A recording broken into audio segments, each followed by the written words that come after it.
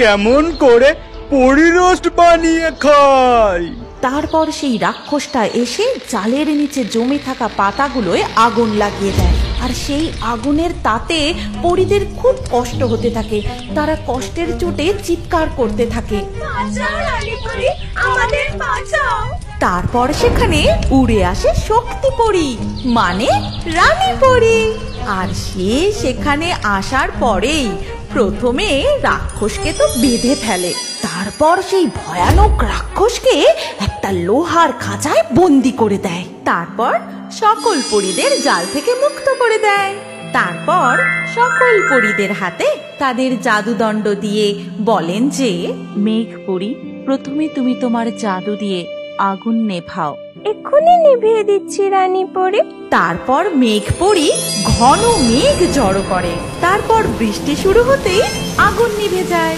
তখন রানী পরী বলে, শস্য শ্যামলা পরী, তুমি গাছ এবং জমি সবুজে ভরিয়ে তোলো। এক্ষুনি ভরিয়ে তুলছি রানী পরী। তারপর সমস্ত গাছপালা ও শস্য ক্ষেত সবুজে ভরে ওঠে। আর সেই সব দেখে রানী পরী বলে, ফুলপরী, তুমি তোমার জাদু শক্তি দিয়ে সকল গাছ ফল ফুলে ভরিয়ে তোলো।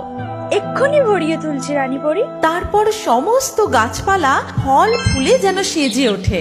আর এই সব দেখে সকল পাখিরা বলে, আমাদের বাঁচানোর জন্য অনেক অনেক ধন্যবাদ পরীরা। তখন রানী পরী বলেন যে, আজ থেকে খেয়াল রেখো, কখনো কোথাও কোনো রকম বন্ধ টিফিন বক্স বা কোনো বাক্স বা কোনো খেলনা, এমন কোন রকম জিনিস বাইরে পড়ে থাকা অবস্থায় না ভেবেচিন্তে কখনোই হাত দিও না, সেটি তুলতে যেও না।